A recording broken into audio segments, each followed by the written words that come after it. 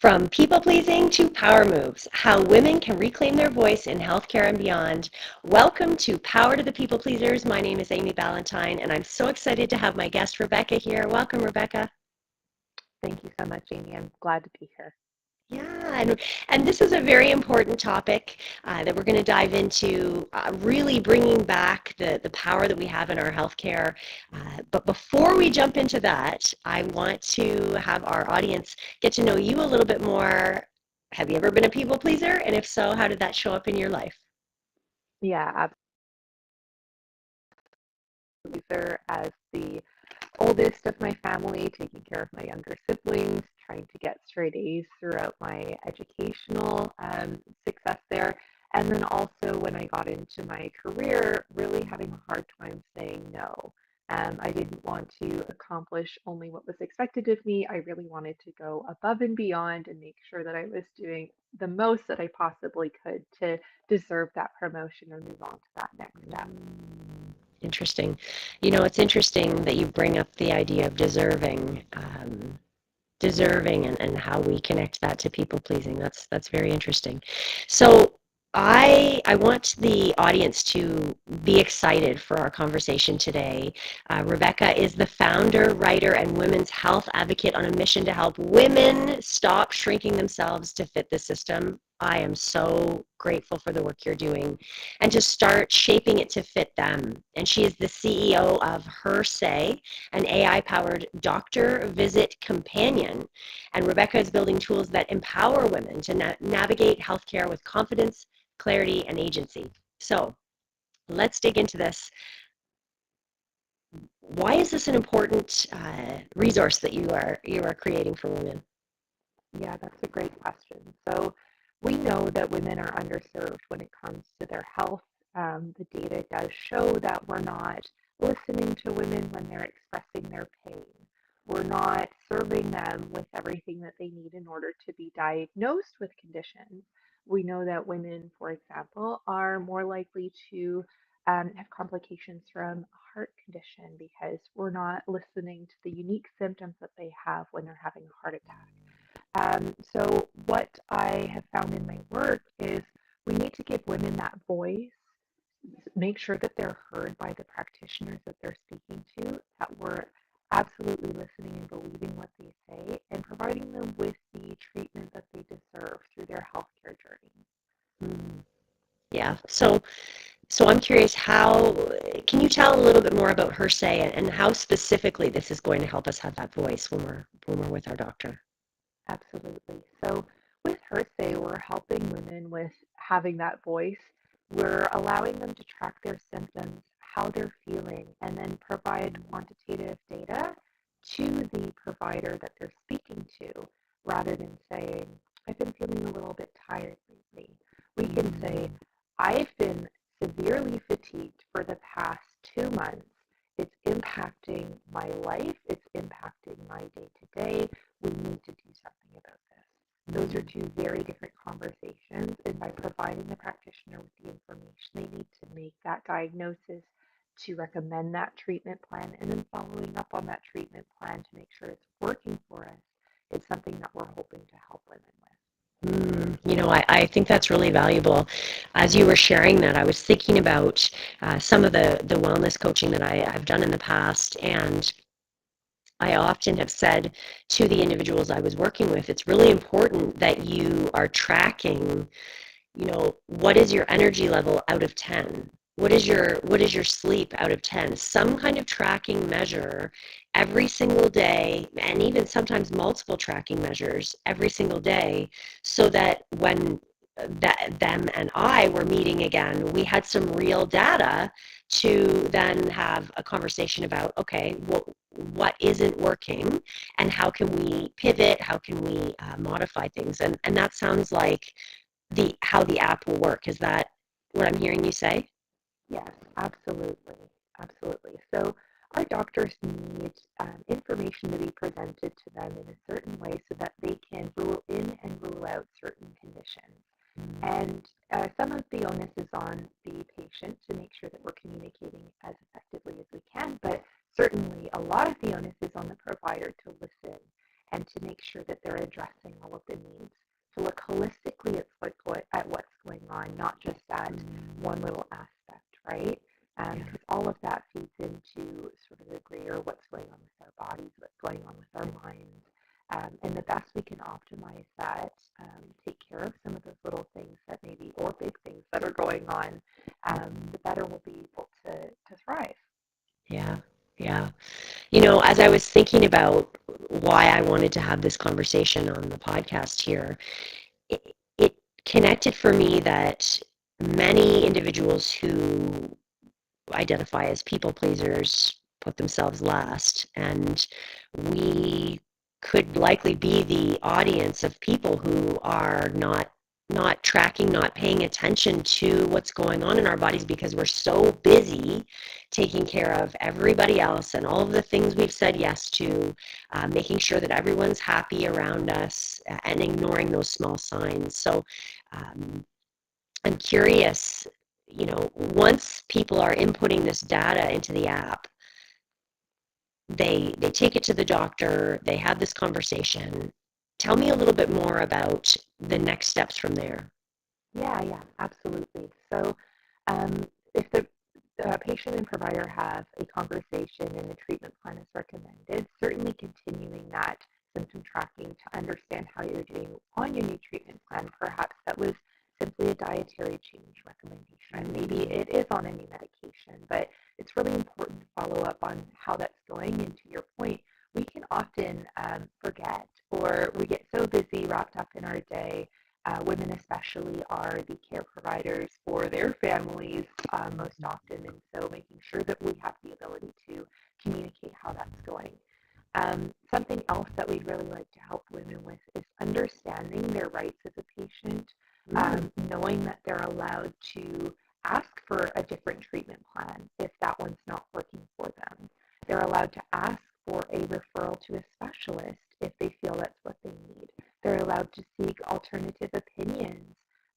We know there are so many wonderful peripheral practitioners that are available, such as naturopaths, such as chiropractors, acupuncturists, that can really help with the holistic view of how we see ourselves and how we're able to provide our bodies with the support that it needs. So I think another piece of this puzzle is not just looking at, excuse me, that one interaction or that one piece, but looking overall at what's available to us and how we can best set ourselves up for success, feeling the best that we can every day of our lives. Wow, amazing. And so, share with me this idea of you've got this app, they have access to other healthcare practitioners. How specifically are they uh, being guided to have this conversation? Can you tell me a little bit more about that? Yeah, absolutely. So what we've set up is a very friendly way to converse with the app. Mm, So where you're tracking your symptoms, maybe you're ready to have that appointment. It would ask a set of guiding questions along with looking at the information that you have already provided. That might look like, hey, I've noticed that you've been logging fatigue more often than you usually do.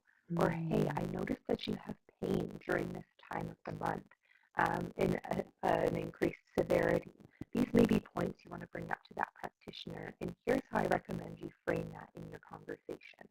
So, helping to translate into speaking points with the provider, that's cool. allowing for you to add your own notes in, of course, and then through that appointment, being that support and allowing for that conversation to go where it needs to, input your notes, and then again, look Mm. through how we're going to treat.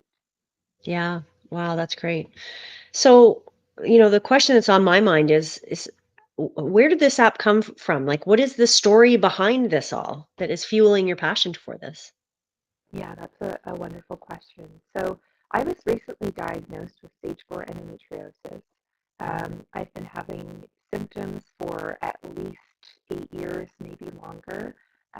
We know that endometriosis is a lifelong condition. We know that 1 in 10 women suffer from it. And it wasn't until most recently I was experiencing some abnormal bleeding, went to my new provider, my old doctor retired, and the nurse practitioner did a wonderful job of talking through some of the symptoms. I had brought up that I thought it may have been endometriosis, and she said, "Well, let's test that theory. Why would we say it's not that? Let's go with it being that, and let's see what else it maybe could be in addition to, or maybe if it's not." So we ordered an ultrasound and found that the severity was such that it was showing up. And it was very validating to go through that experience with my nurse practitioner and to feel heard and to understand that I did have options to look into. And she really validated my concerns. I really wanted to make sure that other women felt that sense of empowerment in their journey. They understood that that is an option because it took me Mm-hmm. 30 something years to finally feel like I was heard in an appointment, right? Which Wow. is just unbelievable to even think. But prior to, I didn't know my options. I didn't know that this was the way that it should be, right, with Mm-hmm. my primary care provider. So through that experience, I want to make sure that women know that they should be heard, that they are allowed to express how they're feeling, and their practitioner should do everything in their power to help them feel the best that they can. Yeah, and I hear what you're saying in this. Well, first of all, thank you for being so honest and open there. And I hear what you're saying about wanting to be able to share the details with clarity, so it's not just brushed off as, oh, you're just tired because you have 3 kids. Yeah, Right? It's there are underlying things, and there's this ability to track it for you, so you're not having to try and remember it all in your brain. That's what I say often to my clients is our the amount of pressure we put on ourselves to remember all the things is ridiculous. yeah, So if there is an app that can help you track your health behavior and make it easier for you to be that advocate for yourself. That's awesome. That's yeah. really cool.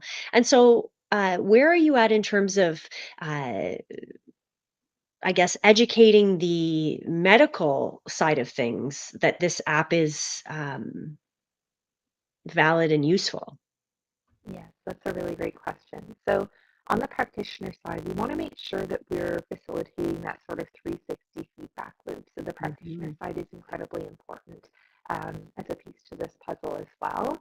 We are very fortunate. My co founder comes from a medical technology background and has many providers in her circle who have been very excited about what we're building and knows that I actually get treatment from. So my naturopath, my nurse practitioner, I've reached out to directly, and they are thrilled with what we're putting together. So Mm. so far it started with our network and through some of the wonderful programs we're a part of, like for example, Femtech Canada, Accelerator Center, Communitech. We have some wonderful people in Mm. our network who are also sharing and we're actively looking to speak with as many practitioners as we can to get the feedback from them on how we can best support that 360 interaction. Oh, that's amazing. And what has been the feedback so far on the app?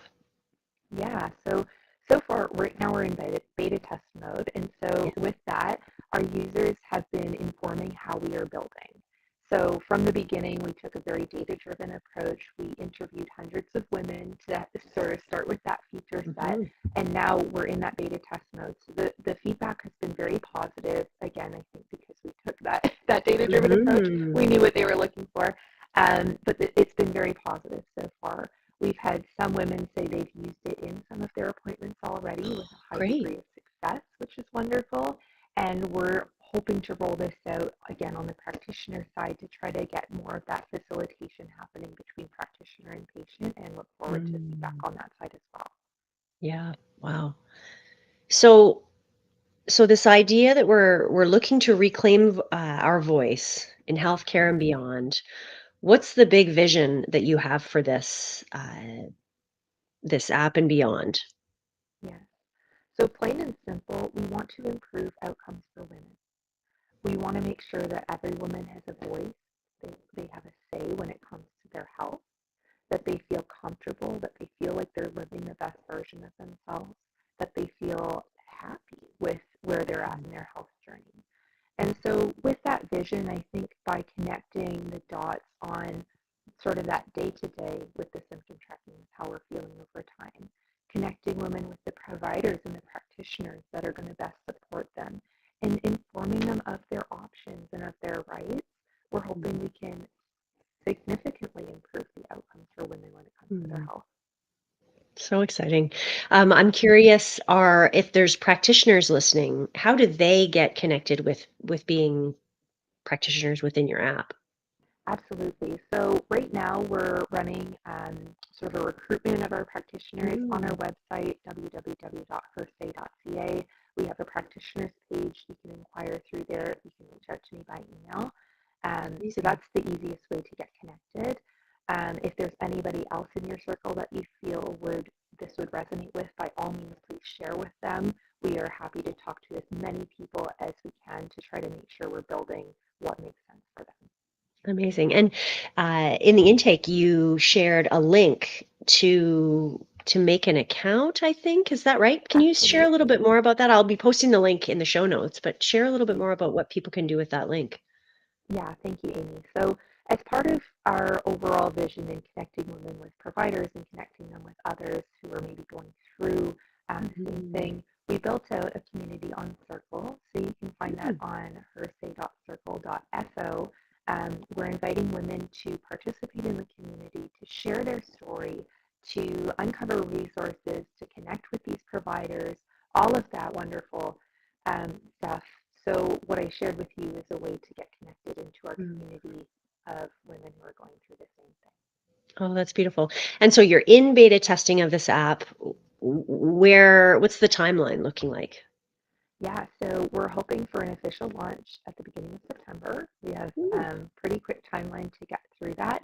We're actively recruiting people to beta test the app right now, both on the practitioner side and also on the individual side. So anybody and their mother, we say, anybody and your mother, anybody and your sister, anyone and your friend who is interested, please by all means sign up for that wait list on the website and we'll recruit you as a beta tester. Oh, that's very cool. That's very cool. So I'm wondering, have you had any success stories that you can share with us so far? Yeah, absolutely. So my co-founder Emma has actually used the app concept in her appointments with her provider. She is in her second trimester of her pregnancy with her Mm, second child, which has been wonderful. And tracking how she's feeling over time. Unfortunately, she has struggled with headaches and different symptoms, and so mm, they're actively trying different treatment options that are pregnancy safe for her through that process, and she has experienced a high degree of success in communicating that feedback and figuring out what works for her. wow, that's great. That's really great. You know, I really feel like having these conversations is important.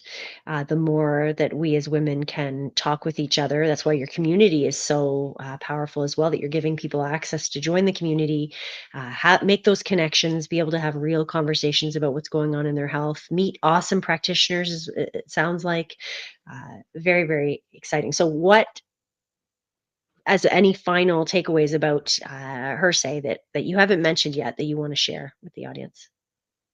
Yeah, I think it's really important to just know that there are options out there. If you're feeling unwell, you're not feeling like yourself, take the time to make sure that you feel better. Go Mm, to your doctor, seek an alternative practitioner, do whatever it takes to make yourself feel well, because you need to take care of yourself first. When you take care of mhm. yourself first, you can take care of others better as well. Yes, thank you. It's that idea of putting the oxygen mask on first, right? Uh, Exactly. really thinking about we are the ones responsible for our own wellness. Often we Yeah. put the control in the doctor's hands, but it's our responsibility to do what we can to track what's going on, to have clarity about what's going on, so that we can show that data over to the doctor. Because, as I often say to my clients, I'm not a fly on the wall at your house. I only get that one moment. The 45-minute coaching call with the doctor, you might get 15 minutes. You maybe get lucky and get 30 minutes, but it's that snapshot in time. So it's our opportunity to gather that data. And I think your app is going to be a game changer for a lot of women. So I'm excited for you. Wonderful. Thank you so much, Amy. And so, for all of the listeners on Power to the People Pleasers, I'm going to drop the link into the chat or into the show notes for you where you can sign up for the community. You can go to the website and you can request to be a beta tester. Let's each take the action, not to people please my friend Rebecca here, but to stand up for our own health, for our own well-being, and for the life that we want. And this is a beautiful tool that can help us do that even in a bigger way. So I'm so glad that you could be here today. Thanks for being here, Rebecca. Thank you, Amy. And to all of our listeners, I truly thank you for tuning in to this episode. Once again, please stay tuned for the next episode of Power to the People Pleasers coming soon. Have a great day.